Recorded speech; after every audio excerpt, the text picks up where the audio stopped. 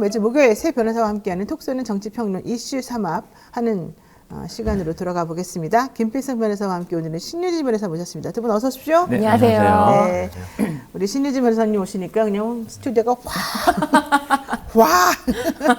김 변호사님은 좀 점잖. 점잖은 게 아니라 그냥 네, 조용한 거죠. 점잖.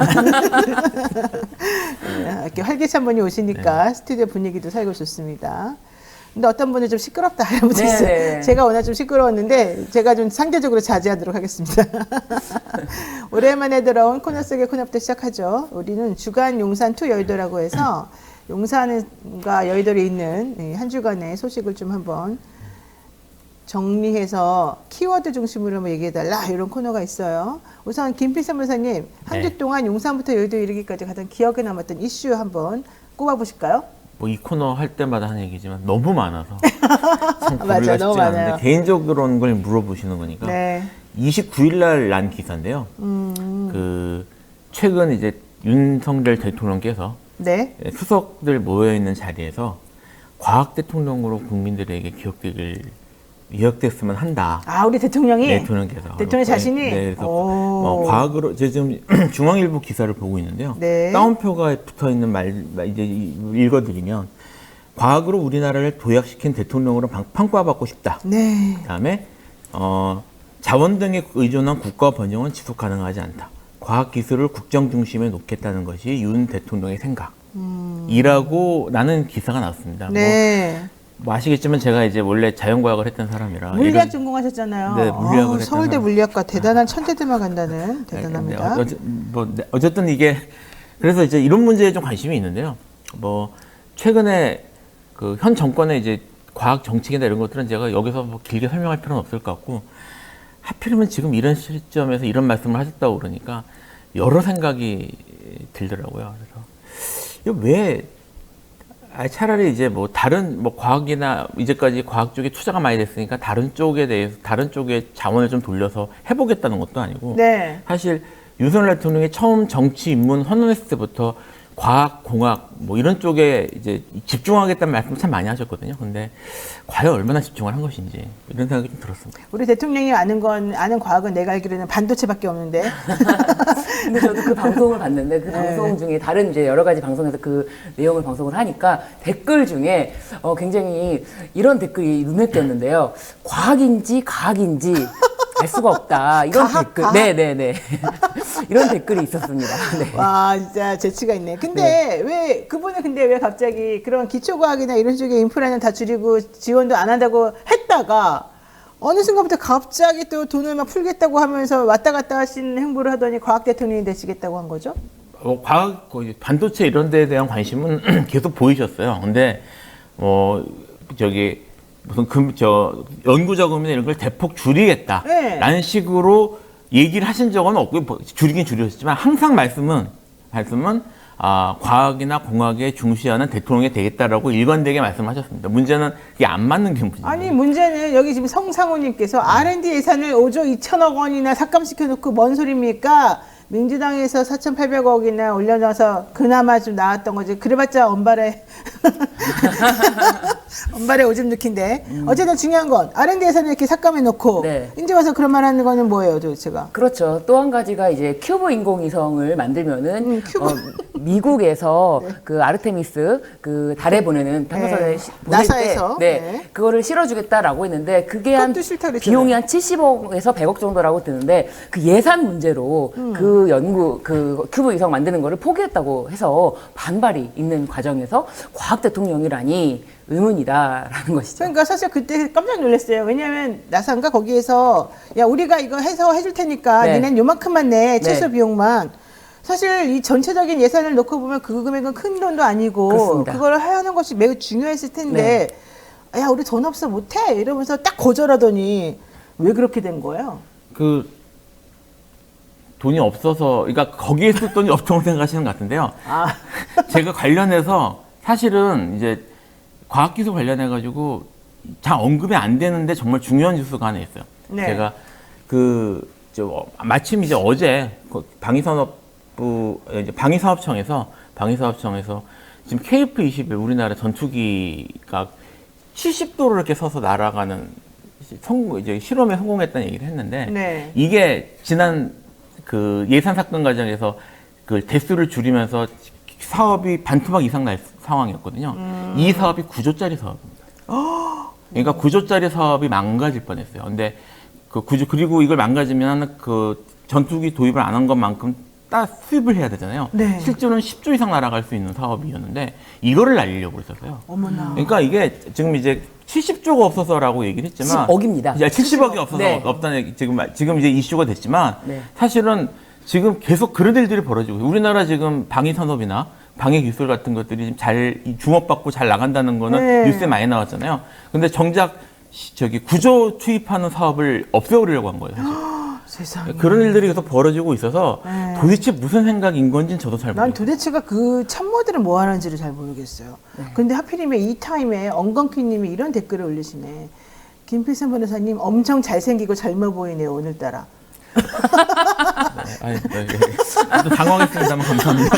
당황스럽네. 네. 자, 어쨌든 신 변호사님은 네, 어떤 걸 또 꼽아오셨습니까? 저는 오늘 다룰 이슈가 너무 많아서 네, 맞아요. 새로운 이슈를 제가 또 선점하는 것보다도 오늘 이슈가 많은데 아. 그 중에서 한 가지 눈에 띄는 게 한동훈 비대위원장의 그 답변인데 답변이 예를 들면 당무 개입, 대통령의 당무 개입에 대해서 어떻게 생각하느냐라고 질문이 그거였는데 네. 그것에 대해서 이제 민주당에서 고발을 했다라고 했더니 제가 아바타면 당무 개입이 아니지 않습니까? 그 너무 문장이 제가 아바타면 당무 개입이 아니지 않습니까? 그쪽 사람들은 저를 아바타라고 하던데 제가 아바타면 당무 개입 아니지 않습니까? 오, 신박한데요. 네, 그 답변이 해석이 잘 안 되는 지경인데 아바타라는 것을 인정하는 것인지 아바타기 때문에 당무 개입은 어차피 없다라는 것인지 같은 말 아니에요, 근데? 네. 잠깐만, 정리해볼게요. 지금 그 대통령 비서실에서, 네. 대통령실에서 비서실 그 사람이 한동훈 장관에게 사천과 김건희 명품백 논란 관련해서 한 것에 대해서 그만둬라 이렇게 네. 한번 이렇게 얘기했잖아요. 그러니까 난 총선까지 잘 하게 하고 절대 그만두지 않겠다. 라고 이제 말한 것을 가지고 민주당에서 대통령 비서실하고 네. 대통령을 당무기 직권남용 이런 걸로 이제 지금 이렇게 고발을 했어요. 네. 예. 그 여기에 대해서 한동훈은 어떻게 생각하냐 이제 물어봤다는 그렇습니다. 거죠. 그랬더니 한동훈 비대위원장이 아니 너네들은 나를 아바타라고 부르면서 만약에 내가 아바타라고 한다면 대통령이 아바타인 나에게 그만둬라라고 한 것이 뭐가 당무개입이냐. 내가 나 이꼴 바로 한 윤석열인데 이 얘기를 하는 거죠. 네. 그 워딩을 그대로 전해드린 겁니다. 정말. 네. 그쪽 사람들이 저를 아바타라고 할 말이 하던데 없네요. 제가 아바타면 당무 개입이 아니지 않습니까? 그 말이 맞네요. 아니, 그게 아니요. 저 사실 그 얘기를 맞는 듣고요. 게 아닌가요? 네. 그 얘기를 듣고 한동훈 장관의 논리력에 문제가 있는 게 아니라 이게 뭐 아바타라는 게 화신해야 되잖아요. 그러니까 아니, 내가 물리학도가 보기에는 논리적이지 않습니까, 그분이? 이거 한동훈 장관이 곧 윤석열이라면 그렇죠. 윤석열 대통령이 지금 위원장을 하는 거잖아요. 비대위원장 하고 지금 선거를 추진하는 거. 그거야말로 당무 개입이죠. 본인이 직접 한다는 얘긴데. 그걸 의문문으로 바꾸면 아니 왜 됩니다. 이렇게 또 진지하게 얘기를 하세요 지금? 아니 뭐 그런 중요한 사안에서 사안에 대해서 공식 자리에서 뭐 농담을 하시진 않았을 거라고 생각을 하니까 네. 일단 진지하게 들어드리는 건데 진지하게 듣고 이게 뭔 소리지라는 생각은 저도 했습니다. 아 사실 그분 얘기하는 거는 계속 생각을 해봐가지고 곱씹어봐야지 내용을 좀 이해할 수 있는 부분이 네. 많은데 봄의 말채님은 그냥 한마디로 정리했습니다. 논술하고 보내야 됩니다. 아이고 정말 어렵네 어려워. 아리님께서 우리의 태양 같으신 윤석열 대통령님과 김건희 여사님께 힘을 실어드리고 싶습니다. 감사한 순백을 좀 보내주십시오. 그래야 될 것 같습니다. 저는 그래도 한동훈 비대위원장을 응원하는 입장에서 아바타에서 벗어나고 싶어하는 그 마음을 충분히 이해하고 그래도 고발은 고발대로 이어져야 된다. 네. 제대로 좀 수사했으면 좋겠다. 이런 생각이 들어갔습니다. 자 여기까지 하고요. 이제 첫 번째 이슈부터 보겠습니다. 2020년 21대 국회의원 선거를 앞두고 당시 미래통합당이죠. 현재는 국민의힘입니다. 이 미래통합당의 범민주당 인사들에 대한 고발을 사주했다는 이른바 고발사주 의혹 사건으로 손준성 검사가 재판에 넘겨졌었습니다. 이걸 공수처에서 그때 수사를 했고 기소를 했는데요. 손준성 검사가 1심에서 실형을 선고받았습니다. 징역 1년으로. 자, 우선 이 사건을 좀 간단하게 설명을 좀 해주시고 김필선 변호사님이 그리고 이것이 어떤 의미를 가지는지 말해볼까요?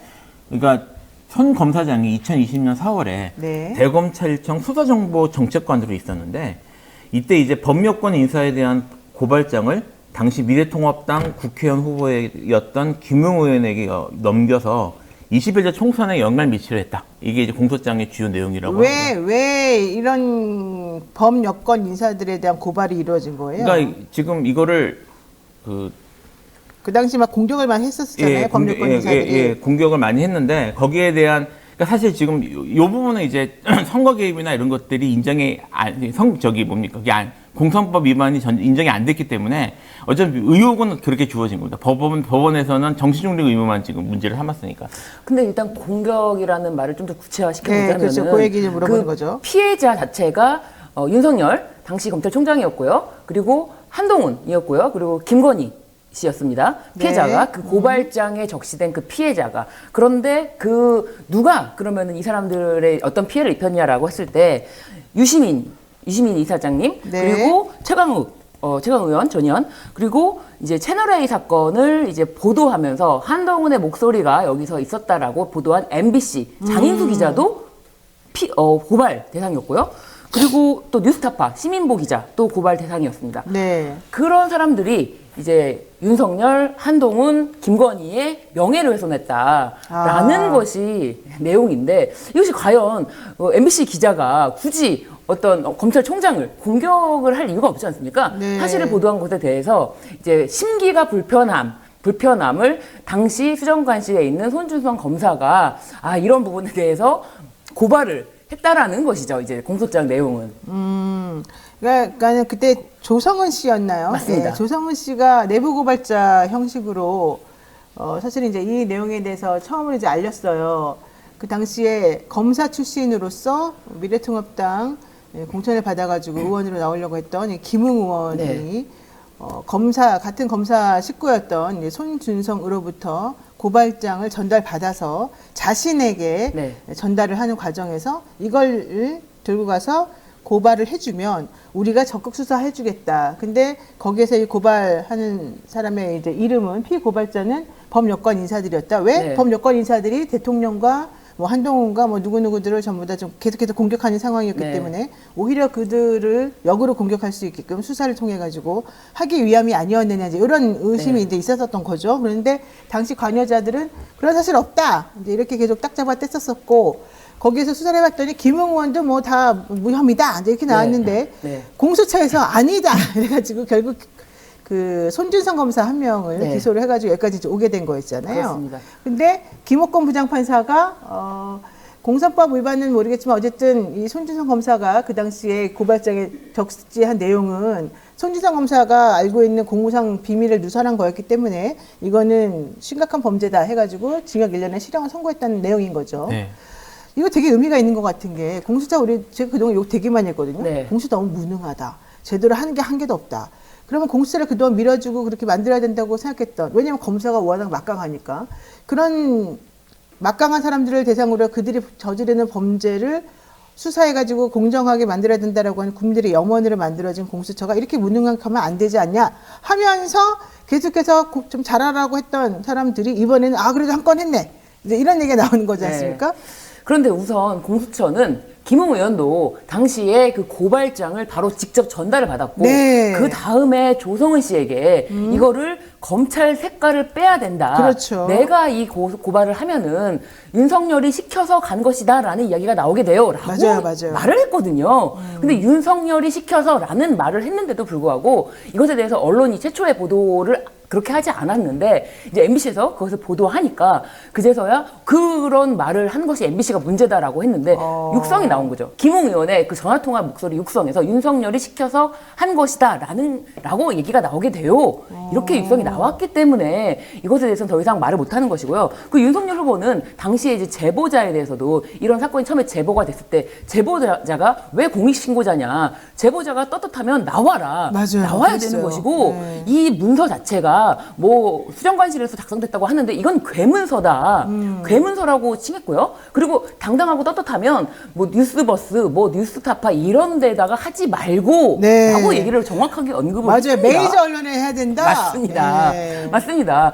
그렇기 때문에 이것이 마치 실체가 없는 어떤 조작된 괴문서에 의한 공격이라는 식으로 말을 했고요. 그리고 자신이 총장으로 있었기 때문에 자기가 총장으로서 이런 사실에 대해서 만약에 있었다 하더라도 알지 못했다면 그 부분에 대해서는 국민들에게 사과할 수 있지만 그런 건 실체가 없다. 이렇게 대선 후보 때 발언을 맞아요. 했거든요. 그때 왜 그런 고발 사주가 일어났냐? 대통령하고 부인하고 장모하고 그 식구들을 너무 여권에서 그 당시 여권이라고 하면 이제 지금의 민주당을 말하는 건데 여권 인사들이 너무 계속해서 공격을 하니까 거기에 대한 대응책으로 이들의 입을 막기 위해서 사실 이런 고발을 한 거다라고 한 얘기가 나오니까 그렇다면은 결국 이 고발 사주의 맨 위에 있는 사람은 대통령 부부 아니겠느냐 이제 이런 얘기 나왔었잖아요. 당시 먼저 총장이었던. 그러니까는 네. 대통령 부부 대통령이 아유 무슨 소리냐 말도 안 되는 소리다 하면서 딱꼬리를 잘라내고 결국 중간에 남은 게 손준성 보냄이라고 하는 텔레그램에 빼도 박도 못하는 증거 이거 하나 때문에 이제 결과적으로는 손준성 검사 문제 다 뒤집어 쓰게 된 건데 그리고 또 김웅 의원도 사실 공범으로 공수처에서는 공범 관계를 맞아요. 인정을 했고요. 공범 관계를 인정했으나 기소권이 검사에 대해서만 기소권이 있기 때문에 김웅 의원은 검찰로 넘겨줬습니다. 맞아요. 그랬더니 검찰로 검찰이 안 해준 넘겨줬더니 거죠. 검찰 이거 무혐의. 그리고 이 사건으로 검찰에서 손준성 검사에 대해서 내부 감찰을 했습니다. 내부 감찰, 김웅 의원 무혐의, 손준성 검사, 이거는 징계 없음. 무혐의. 바로 다 털어졌거든요. 그렇죠. 재판 결과가 나오기도 전에 아무런 문제가 없다고 털어줬던 사건이고 그런데 이것에 대해서 재판을 쭉 진행한 과정에서 이제 어쩔 수 없이 반쪽짜리인 거죠. 이거는 왜냐하면 공범관계라고 적시에 네. 김웅 의원이 빠졌기 때문에 이미 반쪽짜리인데 이 재판 내용에서도 과연 이것이 뭐 예를 들면 뭐 개인정보법 위반이라든지 네. 공무상 비밀 누설죄 이런 거는 사실 여기 고발장을 작성하는데 필요한 어떤 정보 예를 들면은 그 당시에 뭐 채널A 사건 그 한동훈 당시 네. 한동훈 검사의 그 목소리가 들어갔던 그 제보자의 신원 파악을 하느라고 정보 조회라고 판결문을 조회하고 이런 것에 대한 것은 범죄가 인정된다라고 했지만 또 한 가지가 당시 김웅 예비 후보였습니다. 예비 후보였는데 맞아요. 이렇게 고발장을 예비 후보에게 전달하고 그리고 김웅 의원이 육성으로 저희가라고 했어요. 저희가. 이거는 공범관계를 빼놓고는 말을 설명할 수 없는데 저희가라는 말을 했음에도 불구하고 김웅 의원은 쏙 빠진 상태에서 공직선거법 위반죄는 이 재판부에서도 무죄를 선고했습니다. 그러니까 아까 내가 말했지만 타협을 좀 한 것 같아요. 자 어쨌든 쭝돌림 김웅 의원은 그 당시에 자기 목소리 맞았는데도 기억이 안 난다고 말했었죠.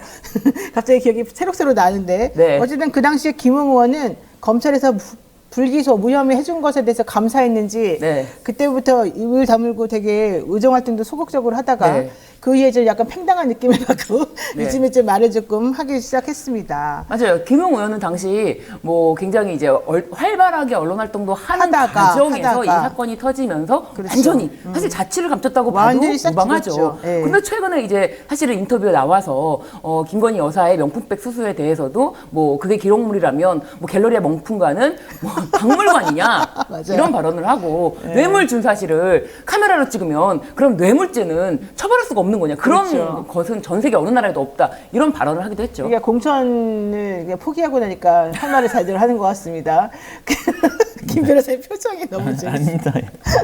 자, 어떻게 보십니까? 이번에 판결에 대해서는. 진짜 힘들었다. 힘들었다? 네. 뭐가 힘들었다? 그러니까 이제 공수처도 그렇고요. 네. 검찰을 세우는 것도 정말 어려운 일이고 네. 검찰에 대해서 일부 유죄 받는 것도 다 유죄도 아니고 일부 유죄 받는 것도 참 힘들구나.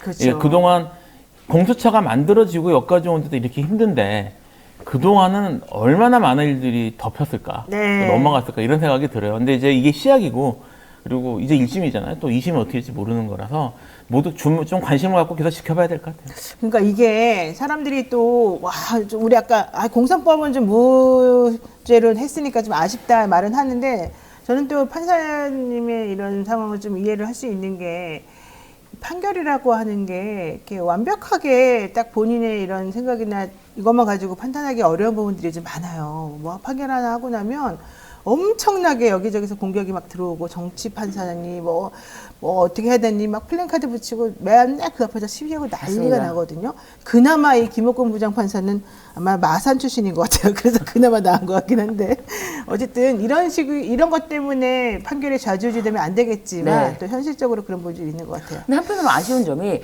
항소심 자체에 대해서 뭐 검찰 같은 경우는 이제 일부가 무죄가 나온 경우에는 바로 항소하겠다, 즉각 항소하겠다라고 하는데 그렇죠. 공수처에서는 판결문을 받아보고 검토 후에 항소 여부를 결정하겠다라고 이야기를 되게 했단 조심스럽습니다. 말이에요. 네, 조심스럽게 이야기를 했고 또 한 가지 우려스러운 점은 1심 판결에서는 일부라도 정말 일부라도 유죄 판결이 났지만 그동안에 이제 검찰들이 검사가 예를 들면 뭐 김학의 사건도 마찬가지고 이렇게 2심에서 무죄로 만들어지는 사건들이 여러 네, 건 있지 않습니까? 네. 그리고 윤석열 검찰총장의 징계권도 1심에서 완벽하게 징계는 맞다. 그리고 오히려 뭐 해임까지도 가능한 건이다라고 할 정도로 징계에 대해서 완전 타당성을 인정했는데 2심에서 절차 위반이 좀 있는 것 같다라고 하면서 그 무죄 판결이 나왔어요. 그렇기 때문에 2심에서 공수처가 사건을 계속 수행할 수 있는 것이 아니에요. 또 이렇게 왜냐면 조직이 좀 변경이 있지 맞아요. 않습니까? 네. 공수처 조직이 변경이 되면서 어떻게 될지 2심 판결을 아주 심도 깊게 지켜보지 않으면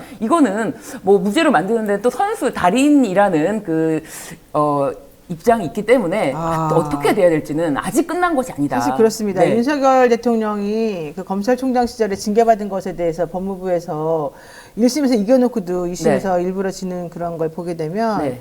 앞으로 어떻게 될지 모르는 데다가 공수처는 지금 조직에 거의 와해된 상태이기 때문에 왜냐하면 그럴 가능성이 많이 보이는 것이 손준성 검사는 이렇게 재판 과정에 있었음에도 불구하고 검사장으로 영전을 했지 승진하고, 않습니까? 네, 맞습니다. 그렇기 때문에 손준성 검사를 유죄로 확정적으로 인정을 안 시켜주기 위한 노력은 있을 네. 것이다라는 추측이 좀 됩니다. 그 공수처에서는 손준성 검사장에 대해서 징역 5년을 구형했는데 결국 실형으로 이제 1년밖에 안 나왔잖아요.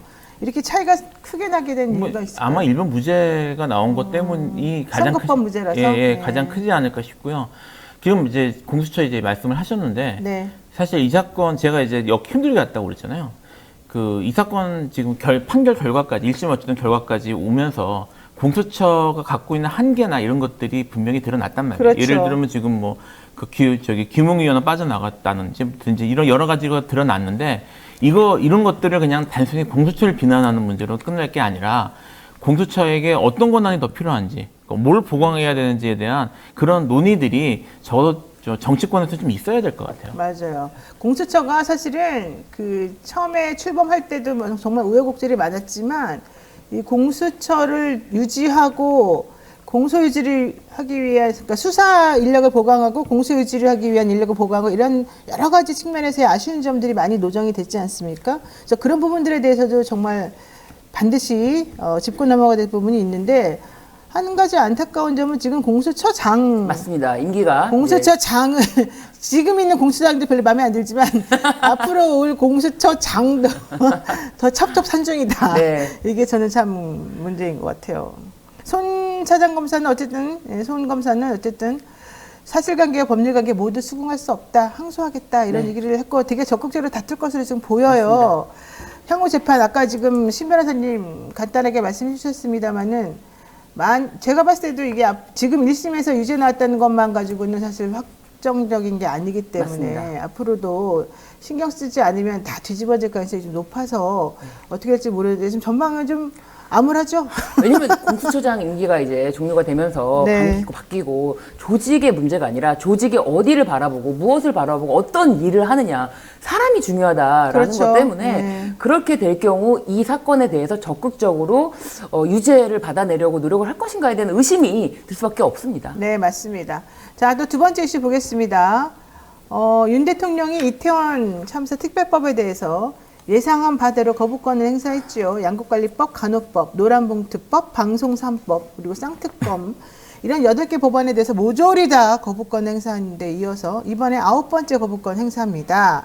민주화된 이후에 거부권을 가장 많이 짧은 기간 동안 이렇게 많이 행사한 사람이 없다. 신기록이다. 이런 얘기가 지금 나오고 있는 중인데요. 노태우 전 대통령도 5년이라고 하는 재임 기간 동안에 7번을 행사해서 그때 참 많다라고 했는데 이 윤석열 대통령 2년도 안 됐는데 9번은 너무너무 심합니다. 어떻게 보십니까? 이렇게까지 해야 되나 싶은 생각이 들어요. 이렇게까지 해야 되냐? 사실 지금 이 9개를 했다고 하는데요. 네. 뭐 9개 중에서는 본인이 정치적으로 부담되는 사건들도 있지만 사실 뭐 양국관리법, 만약 간호법 이런 것들은 네. 굳이 그럴 필요가 있었을까 싶은 법들도 있었거든요. 근데 이태원 이것도 좀 조사를 해보자는 건데 그렇죠. 조사 자체를 지금 막아버리는 거고 이걸 뭐 사실 물론 뭐 당시 이제 조사 과정에서 뭐좀 부실하겠다거나 이런 것들이 있으면 거기에 대해서 책임을 지고 정책 책임을 지면 되는 문제거든요. 네. 근데 여기에 대해서 이렇게까지 법까지 만드는 거 조사 자체를 막아버리는 식으로 할 필요가 있을까 싶은 생각이 들었어요. 그렇게 우리가 이해할 수 없는 의사결정을 되게 많이 하잖아요. 이분이. 맞습니다. 예. 일단 이태원 참사 유가족들을 단 한 차례도 만난 적이 없고요. 그러니까요. 그리고 이태원 참사 사건 발생 직후부터 네. 그 처리 과정이 굉장히 도저히 납득할 수 없는, 예를 들면은 뭐 위패가 전혀 없는 그 국화꽃만 쫙 둔데 가서 참배를 하고, 이름도 없고 뭔지도 네. 모르겠고. 그리고 알 수 없는 곳, 뭐 교회에 가서 별도로 또 추모를 했다라고 혼자서 추모 사진을 올린다든지 뭐 이런 알 수 없는 행보를 한 끝에, 아니 유가족이 우리나라 국민 아닙니까? 2022년 대한민국 서울에서 있을 수 없는 일이 일어났고 도저히 받아들일 수 없는 일 아닙니까? 네. 정말 국민으로서는 아직도 그 이태원이라는 말이 너무 가슴에 사무치는 정말 맞아요. 상처가 되어 있는데, 이런 것에 대해서 원인이라든지 진상조사가 밝혀진 바가 없지 않습니까? 그러게다가 서울청장도 이것이 과연 기소가 되는지에 대해서도 굉장히 고심하고 결국은 기소심의위원회에다가 이걸 의뢰하고, 네. 이런 과정에서 과연 의지가 있느냐, 이 사건 조사 의지가 없기 때문에 이것에 대해서 사건을 좀 조사를 해달라는 거 아닙니까? 네. 그런데 이게 그냥 그저 그냥 거수기처럼 거부권을 행사한다는 것이 과연 납득할 수 있는 일인지. 게다가 이게 국민의힘에서 당 차원에서 거부권 행사해 달라고 요청을 한 형식으로 이루어졌다는 게 사실은 더, 그건 이제 대통령의 체면을 일부러 세워주려고 한 거겠지만, 네. 여기에 더불어서 한동훈 위원장이 이태원 참사 특별법에서 이 특조위 구성하는 것에 대해서 공정한 조사위 구성이 안 되게 되어 있다. 이걸 만약에 통과시키게 되면 조사의 과도한 권한 때문에 오히려 국정이 혼란스럽고 갈등이 예상된다. 이런 걸로 반대했단 말이죠. 일단 공정한이라는 말이 무슨 말인지 모르겠습니다. 지금 사실 이태원 참사에 대해서 이거를 정치적 이슈로 만들지 말자라는 입장은 지금 오히려 윤석열 대통령 이런 쪽에서 나온 걸로 알고 있는데, 네. 여기에 대해서 지금 이거 정치적으로 만드는 게 오히려. 예, 오히려 네. 지금 정치적으로 좀 보고 있다는 얘기인 거고요. 지금 이제 과도한 권한이라고 하는 것에 이제 구체적인 예로 동행명령을 들었거든요. 여러분들 이게 영장 없이. 예, 영장 없이라고 얘기했는데, 사실 이게 동행명령이 하늘에서 갑자기 떨어진 게 아니고요. 지금 국회에서 이제 증언 감정할 때 그 증언 감정하는 사람에 대해서 이제 철석을 불응하면은 그 동행명령이라는 걸 할 수 있게 이미 법제가 있어요. 네. 있는 제도를 가져온 거거든요. 지금 한동훈 장관의 말대로라면 이거 일단 이 법부터 바꿔야 되는데, 이 법에 대해서 지금 국민의힘이 한 번도 문제를 삼은 적이 없어요. 네. 근데 이제 와서 여기서 조사하는 과정에서 지금 말씀드렸던 이 법이 국회에서의 증언 감정, 그래서 이제 국정감사나 국정조사에서 이런 제도가 지금 있는데, 뭐 그렇다고 영장하는 식으로 그렇게 막 하는 건 아니고요. 다만 이제 출석에 불응하면 거기에 대해서 처벌하는 규정이 있어서 이제 강제력을 사실상 갖는다고 보기는 보는데, 이거를 지금 같은 동행명령 규정을 가져왔는데 자기들은 뭐 국정감사, 국정조사하면서 이제까지 국회에서 잘 써먹었으면서 그렇죠. 지금도 이거 조사를 하겠다는 것에 대해서는 갑자기 영장주의 얘기를 꺼내니, 네. 이게 그동안 보였던 모습이나 이런 것들하고는 모순된다고 봐야죠. 그러니까. 게다가 또 동행명령 자체가 법원에서 발부하는 거고, 네. 그것에 대해서 불응할 경우에 어떤 강제 부인이 하는 것이 아니고 과태료 처벌이기 때문에 이것에 대해서 어떤 인신에 대한 강제 부인은 아니다라는 것이 또 의견이고요. 그리고 공정한 조사위 구성이 안 된다고 하는데, 이게 네. 좀 이 말이 안 되는 게, 여야 동일하게 4대4 조사위원회 구성하고요. 그리고 나머지 3명은 국회의장이 관련 단체와 협의를 해서 임명하는 것이거든요. 그러면은 국회의장이 무조건적으로 절대적으로 공정하지 않다라는 것이 지금 예정이 된다라는 게 말이 안 되고요. 그리고 이 법이 시행 일자가 네. 이미 총선 다음입니다. 그렇다면은 다음 국회의장이 누가 될지도 모르는 상황에서 이 조사위 구성이 공정하지 않다라는 거는 말이 안 됩니다. 왜냐면 원래는 유족 측이 조사위 구성에 관여할 수 있게 되었는데 그 부분을 뺐거든요. 맞아요. 그때 다 협의해가지고 많이 빼줬어요. 맞습니다. 사실은. 그렇다면 이거는 정말 협의를 할 수 있게끔 다 문을 열어놓은 거고 다 이제 모든 것을 그냥 제발 이 법이 통과되기만을 바라는 마음에서 이렇게 만들어놨는데 무조건적인 거부라고밖에 볼 수가 없는 거죠. 네. 근데 더더군다나 제가 조금 안타까운 것은 세월호 참사가 일어났을 당시에 박근혜 정부의 대처보다도 더 후진적이라는 겁니다. 그 당시 그래도 박근혜 정부 때는 미안해하는 태도는 많이 보였었거든요. 그런데 이번 정부는 미안해하지도 않고 그 과거로부터 배운 게 하나도 없고 더 최악으로 지금 치닫고 있는 게 아닌가. 오히려 맨날 싸움만 하려고 지금 그러는 것 같아서. 그러니까 이게 참사가 사실은 이제 발생했을 때 당시에 네. 국민들 대부분이 이제 세월호 참사를 떠올렸죠. 그러니까 세월호 참사와 연결되는 것에 대한 정치적 부담을 느꼈을 거야. 분보는 네, 뭐 네. 정치적 문제일 수 있으니까. 근데 여기에 대해서 그때 당시부터 좀 적절히 대응을 했으면 그게 뭐 말씀하셨던 것처럼 어떤 태도라든지 아니면 뭐 이게 실제로 얼마나 효과가 있었을지는 참 의문이긴 하지만 어쨌든 검찰 경찰 조사나 이런 것들이 국민들이 어느 정도 납득할 정도만 됐어도 그렇게 안 됐거든요. 그렇죠. 근데 지금 이거를 정치적으로 민감한 사건에 대해서 결국은 정권이 위협이 될 수도 있는, 그러니까 정권의 선거 결과에 위협이 될 수도 있는 네. 이런 사건을 만든 건 사실은 현 정권의 대응 때문이라는 거예요. 네. 그래서 과연 말씀하셨던 것처럼 세월호 사건에 대해서 뭘 배운 것인가, 정치적으로 뭘 배운 것인가, 이런 생각을 제가 많이 했어요. 그러니까 결과적으로 지난번에 박근혜 정부가 탄핵으로까지 연결된 게 그 단초가 된 게 바로 세월호 사건이었다 이런 얘기 많이 나오는데 맞습니다. 이번에 이태원 참사 관련해서도 처음에 사고 터졌을 때도 그 관련성을 안 떠올린 사람이 없을 정도였거든요. 이게 생각보다 국민들은 바보가 아니라는 거를 좀 알았으면 좋겠습니다. 자, 그리고 성상호님께서 아이고 국회 200석이 왜 필요한지 절감합니다 이런 얘기를 하셨는데 이 얘기와 연결돼서 이태원 참사 특별법 또 쌍특검법 모두 지금 국회로 다시 돌아가서 결국 제2를 하게 되지 않았습니까? 재표결 시점이 언제인지도 좀 중요할 것 같고 결국 이런 것들이 다 총선에 연결될 수밖에 없을 것 같은데 총선에 미칠 영향 그리고 이탈표 계산 이런 것들을 하다 보면은 국민의힘은 좀 빨리 했으면 좋겠다. 민주당은 총선 즈음에 했으면 좋겠다. 먼저 이런 생각일 것 같아요.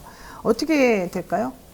근데 이제 또 한 가지가 이 표결 자체를 뭐 총선 이후로 넘기겠다라는 중앙일보의 보도가 있었거든요. 그런데 그 보도는 사실은 네. 근거를 출처를 알 수 없는 그런 것이라고 이제 민주당 내에서 이제 계속 이제 민주당 의원이라든지 전현직 의원들이 그런 이야기를 하고 있어요. 그런 거는 없다. 그리고 이거를 미루는 모습 총선 이후로 미룬다면은 국민들이 누가 신뢰를 그렇죠. 하겠습니까? 네. 그렇기 때문에 이것을 최대한 미룬다기보다는 이 부분에 대해서 국민들이 계속 관심을 갖고 지켜보고 있기 때문에 뭐 최대한 미룬다라는 말 자체보다는 더 이것을 반드시 통과시킬 수 있는 요건을 갖추기 위한 노력이 더 필요하지 않나.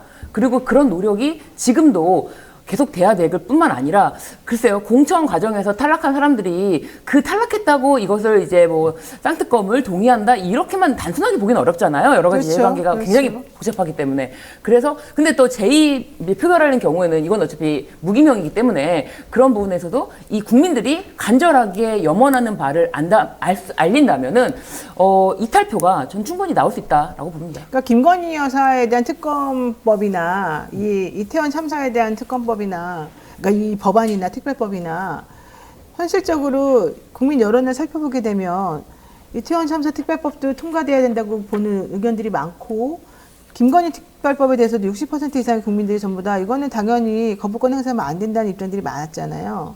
그렇기 때문에 정치적인 당략을 떠나서라도 국회의원들도 대부분이 그렇게 생각할 가능성이 있단 말이죠. 이게 정말로 그 뭐 기명 투표라든가 누가 투표했는지 아는 상황이라 그런다면은 혹시 모를까 그렇지 않다고 한다면 오히려 그냥 여론에 따라서 여론의 그런 그 비중만큼 국회의원들도 좀 판단을 내려서 그렇게 표결할 가능성도 있지 않겠어요? 그렇게 표결할 거면 애초에 부결되진 않았겠죠. 아니 근데 애초에 부결은 그건 기명이었어요. 애초에 부결은 이제 기명이니까 네. 뭐 어쩔 수 없는 거고 또 대통령이 또 그렇게 한 거고. 그거를 이제 뭐 그런 뭐 부결하라고 해자고 건의를 한다거나 이런 행동을 보인 것 자체가 사실은 국민의힘은 통과시키지 않았으면 좋겠다는 모습을 계속 보였던 거고요. 저는 그러니까 근데 지금 말씀하셨던 그런 사실은 그 논리, 그 논지는 제가 찬성을 합니다. 이건 통과시켜야 되는 법이라는 네. 개인적으로 보고요. 그래서 국회가 통과시키기 위해서 그리고 통과시킬 가능성을 높이기 위해서 노력하는 거는 정치적인 입장을 떠나서 정치적인 뭐 여야를 떠나서 저는 현재 국회는 그걸 하는 것이 국민의 요구에 부응하는 거라고 생각합니다. 네. 그리고 사실상 만약에 부결이 된다라고 하면은 네. 그러면 국민들이 야 정말 정신을 못 차리면 국민들의 뜻을 담지 않는 국회의원 그렇죠. 필요 없다. 네. 그래서 총선에서 반드시 이 부분을 심판을 하기 때문에 국회의원들은 그 부분도 부담을 가질 수밖에 없다는 사실 것입니다. 그렇게 되면 네. 무기명이지만 누가 부결시켰는지 다 나온다니까요. 그렇습니다. 다음 거 보겠습니다. 지난주 금요일에 사법농단 사태 정점이라고 얘기되는 양승태 전 대법원장에 대해서 47개 혐의가 주어진 이 판결의 결과가 나왔는데요. 1심 법원이 전부 무죄를 선고했습니다. 재판 관여 의혹, 판사 블랙리스트 의혹 등등등등등 엄청나게 많았는데 여기에 대해서 1심 재판부가 판결문을 통해서 한 말이 이겁니다. 양 전 대법원장의 재임 시절에 법원 행정처가 일부 재판 개입을 하고 법관의 독립을 침해한 행위는 맞다. 하지만 양승태가 시킨 건 아니다. 그럼 뭐 양승태는 허수아비였다는 얘기인지 뭐 이거 뭐라고 해서 그래야 되는 것인지 설명 좀 해주실까요? 그러니까 어떤 사건 예, 이 지금 판결 결과와 무죄 판결이 타당한지 이런 거? 뭐 기본적으로는 이제 직권남용죄 구조니까요. 직권남용 이게 사실 얘기할 게 좀 많아요. 좀 시간이 좀 직권남용죄가 많지 좀 어렵죠. 네, 네. 네. 일단 직권남용죄 자체가 그 지금 말씀하셨던 것처럼 법 생긴 게 형법 처음 만들어질 때 50년대에 만들어진 조항이 그대로 유지가 되고 있어요. 그리고 내용이 저 법 조문도 매우 추상적이고 그래서 네. 사실 근데 그럼에도 불구하고 이게 문제가 안 됐던 이유가 이제까지 크게 문제가 안 됐던 이유가 직권남용죄로 처벌된 케이스가 거의 없었거든요. 근데 이제 이른바 그 국정농단, 사법농단 이후에 이게 문제가 되면서 계속 지금 문제가 터지고 막 이랬던 건데, 네. 그래서 당시에 이제 일단 법을 정비하고, 그 다음에 어쨌든 직권남용죄가 있긴 있으니까, 그거를 이제 법원이 어떻게 해석할 건지에 대해서 법원이 적극적으로 판례나 이런 고민을 해야 된다고 했었는데, 둘 다 안 됐습니다. 사실은 양승태 판결에 지금 이 결과가 이렇게 나온 거는 국회도 책임이 있어요. 국회도 거기에 대해서 그런 논란이 있는데도 불구하고 여전히 입법이 안 되고 있었고요. 그 다음에 여기에 대해서 법원이 엄청, 솔직히 이 표현이 맞다고 생각합니다. 비겁하게 판단하는 거예요. 최대한 좁혀서, 최대한 적용이 안 되도록 정말 좁혀서 얘기를 했는데 이게 지금 판결문이 어마어마하게 분량이 많다고 하거든요. 이게 그 법원이 왜 이거를 무죄를 주는지에 대해서 엄청 변명을 많이 했다는 얘기예요. 그러니까 사실 이게 법논리적으로 논란이 많은 것인데도 불구하고 이렇게 많은 걸 얘기해서 우리는 정말 무죄 줬다. 그러니까 이제 이게 무슨 부적절한 부분들에 대해서 이런저런 언급들을 많이 했다고 하지만 그럼에도 불구하고 지금 말씀드린 것처럼 직권남용죄의 적용을 좁혀서 처벌할 수 없다는 식으로 판결했다는 점에서 저는 이건 비겁한 판결이라고 생각합니다. 비겁하다? 네. 네. 신 변호사님. 저는 이 사건 자체가 말씀하신 것처럼 검찰이 47건을 범죄 혐의로 적시했단 말씀입니다. 네. 근데 이 당시 수사한 검사가 누구냐? 한동훈? 과연 수사는 잘했냐? 네. 맞습니다. 그래서 한동훈 현 비대위원장이 당시 수사팀장이었기 때문에 네. 이 질문을 안 할 수가 없잖아요. 이거 수사 지휘 다 하셨고 그 유능한 검사님께서 하셨다면은 무죄가 나왔다는 게 말이 됩니까? 라는 네. 질문을 할 수밖에 없어요. 그런데 한동훈 비대위원장은 이 사건은 대법원의 대법원에서. 대법원의 수사 의뢰로 진행된 사건이라면서 네. 이거 말끝을 흐렸어요. 대법원의 수사 의뢰로 했기 때문에 나는 하기 싫은 사건이었지만 대법원이 해달래서 그 대법원의 아바타입니까? 아바타로 많이 나오네. 그러니까요. 아니 대법원이 시켜서 했다라는 말이잖아요. 말이 안 됩니다. 말이 안 돼요. 그러니까 대법원으로부터 수사를 청부 수사 의뢰를 받아서 했기 때문에 난 책임이 없다. 이렇게 들립니다. 네, 이게 과연 책임론에서 벗어날 수 있을 제가 것이냐. 그렇게 듣는 것도 뭐라고 하지 마십시오. 네, 뭐 요새 이거 맞아요? 듣는 게 워낙 대법원 이게 사실은 듣는 게 워낙. 아니 요새 문제가 많이 되니까. 네. 그 사법부는 어쨌든 이제 크게 이제 이슈가 됐던 사건이잖아요. 여전히 이슈가 되고 있고요. 그러니까 거기에 대해서 대법원이 수사 의뢰를 하는 거는 사실은 공무원은 법에 있거든요. 형사소송법이 있거든요. 공무원이 범죄 혐의를 이제 포착을 하면 수사를 하도록 의뢰하도록 의무가 있어요. 그러니까 그건 해야 되는 일이었어요. 해야 되는 네. 일인데 그거를 했다고 그게 한동훈 장관이 거기에 대해서 책임을 어떻게 자기 책임을 면하겠다는 듯이 도대체 무슨 의미인지 여전히 제가 한동훈 장관을 놀리려고 아니, 그러니까 중요한 건 이거 같아. 청구서 의뢰를 받았든 말았든 간에 네. 어쨌든 했으면은 판결에서 유죄가 나오게 하는 게 검사의 의무 그렇죠. 아니겠어요? 능력이고? 만약에 유죄가 네. 자신이 없다면 이렇게 47건의 범죄 혐의를 적시해서는 안 됩니다. 그러니까 어떻게 한 개도 유죄가 안 나오죠? 그렇습니다. 그래서 이때 당시에 조사하고 그리고 네. 구속하고 그랬던 조사한 인원 자체가 100여 명이 넘고요. 판사들 다 불러가지고 조사하고 그 많은 말씀하신 것처럼 기록들을 만들어내고요.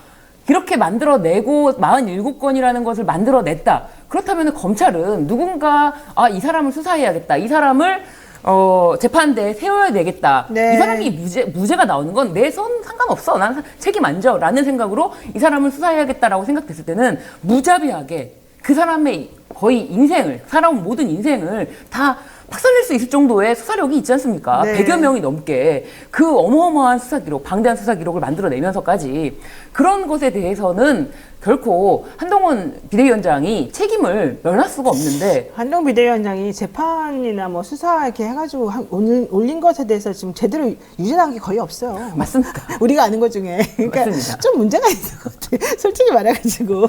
왜 자꾸 비웃어요? 아니 비웃진 않습니다. 다시 얘기하지만 최근에 하신 말씀을 보면 다시 한번 놀리려 생각이 들기 맞습니다. 때문에. 계속 이제 예를 들면 조중동 신문에서 이렇게 많이 한동훈 비대위원장에 대한 그 칭송이 막. 칭송이 침이 넘쳐나고 마르게 있는데 나오는데. 침이 마르게 정말 넘쳐나고 있는데 그것이 과연 어디에서 근거가 된 것인지가 너무 의문입니다. 네. 자, 어쨌든 옷을 잘 입는다는 것에서 나왔습니다.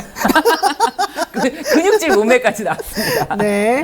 자, 이런 가운데 임종원 전 법원 행정처 차장 1심 선고 결과가 좀 있으면 나올 텐데요.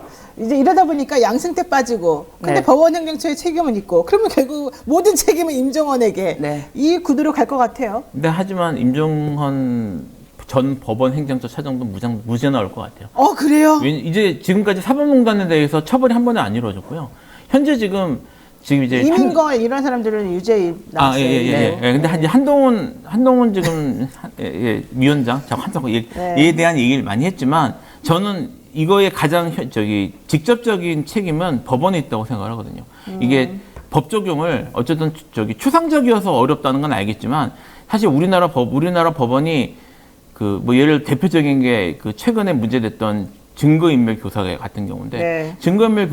증거인멸죄는 본인의 거는 처벌 안 하잖아요. 근데 네. 증거인멸교사라는 식으로 법이 없는 걸 사실 법이 없어요. 증거인멸교사라는 별도 규정이 없거든요. 네. 없는데 본인의 증거를 인 경우에는 처벌하지 않는 형법을 넘어서 처벌하는 경우를 만들잖아요.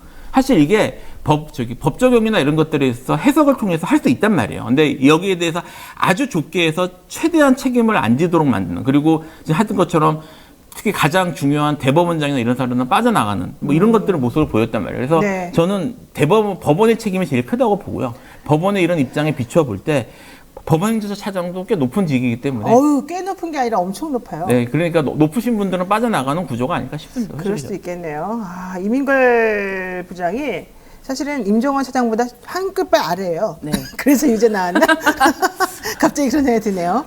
여기까지 하겠습니다. 네. 아유, 네, 네. 제가 또 살려드렸습니다. 요거 하나 하겠습니다. 감사원이 올해 상반기 감사 대상에 공수처를 포함할 것 같다. 이거 되게 심각한 문제입니다. 우리 감사원 오늘 마음에 안 들면 다 그냥 감사 표적으로 삼고 있다는 건데요. 이렇게 되면은 공수처 부들부들 떨면서 괴로워하지 않겠습니까? 네. 공수처 안 그래도 돈만 먹고 니네가 하는 일이 뭐냐, 성과도 없다 이런 욕을 먹고 있으면서 뭐 폐지해야 된다 이런 얘기까지 나오는 상황이라 표적감사 대상이 되고 나면 우리 끝장이야 이런 얘기를 지금 안 할 수가 없거든요. 맞습니다. 이 감사원 자체가 지금 말이 좀 어이가 없는 상황인 것이 공수처에 지금 수사를 받고 있습니다. 그러니까요. 특히 이병헌 사무처장장 이런 사람들 문제가 있는데요. 네, 공수처의 수사를 받고 있는 상황에서 네. 역으로 우리가 너네를 다시 한번 감사하겠다. 심지어 감사를 한 지 아직 1년밖에 안 됐어요. 1년밖에 지나지 않았는데도 불구하고 감히 감사원에 대한 수사를 개시해? 안 돼. 이건 안 돼. 있을 수 없는 일이야. 라고 해서 너네 감사원에서 한번 털려보면은 정신 차릴 거야. 라는 어떤 이런 시그널을 주는 게 아닌가. 그렇기 때문에 공수처에서는 더 몸을 살릴 수밖에 없는 것이고 그렇기 때문에 아까 말씀드린 것처럼 공수처장이 변경될 지금 상황에서 손준성 검사 사건에 대해서도 적극적으로 항소하겠다라고 말을 못하는 것이 아닌가. 네, 그런 생각이 듭니다. 감사원은 2022년 10월부터 12월에 공수처를 감사했고요. 2023년 7월에 감사 결과를 공개했습니다. 그런 상황에서 2024년 1월, 즉 6개월밖에 감사 결과가 공개된 지 6개월밖에 지나지 않은 시점에서 우리 니네 또 감사할 거야 이런 얘기 지금 하고 있고 특히 유병호 사무총장 그리고 감사원장 이런 사람들이 지금 현재 공수처로부터 수사를 받고 있는 상황에서 우리 니네가 나를 수사해? 좋아 난 너네를 감사해 주겠어 이런 얘기 지금 나온다는 것 자체가 황당하다 이런 얘기 하고 있습니다. 네, 지금 사실 감사원이 이런 식으로 자기들이 원하는 기관을 이렇게 찍어서 하는 것이 저희 그 감사원법 규정이나 이런 것들을 사실 전체적으로 손을 좀 보는 게 맞는 것 같아요. 이게 네. 이번에 사실 그동안 감사원이 이런 식으로까지는 안 했기 때문에 그렇죠. 크게 절차를 했거든요. 어느 정도는. 그래서 별 문제가 드러나진 않았는데 감사원 권력이 이렇게 남용될 수 있다는 걸 이번 정권에서 확실히 보여주셨기 때문에 맞습니다. 이제 총선 지나고 이제 국회가 재구성되고 하면 여기에 대한 논의가 있어야 될 것 같고요. 하나만 더 붙이면 감사원이 지금 정부 밑에 있는 게 맞는지 좀 생각을 해봐야 될 것 같아요. 독립적인 기구여야 되는데. 네, 실제로는 지금 대통령의 지금 대통령 산하로 지금 실제로 이걸 하고 있어서 지금 사실 논의되는 것 중에는 감사원 개혁은 크게 논의는 안 됐지만 국회 산으로 옮겨야 되는 게 어떠냐 이런 식의 얘기가 있거든요. 네. 그런 것도 논의를 해봐야 될 것 같아요. 네, 알겠습니다. 네, 오늘 여기까지 정리해야 될 것 같은데 좀 아쉬워요 얼굴 표정이. 네네 시간이 너무 짧은 것 같아요. 네, 오늘 아쉽지만 여기서 네. 마무리하고요. 지금까지 김필성 그리고 신유진 변호사와 함께 오늘의 이슈 다뤄봤습니다. 두 분 오늘 말씀 고맙습니다. 네, 감사합니다.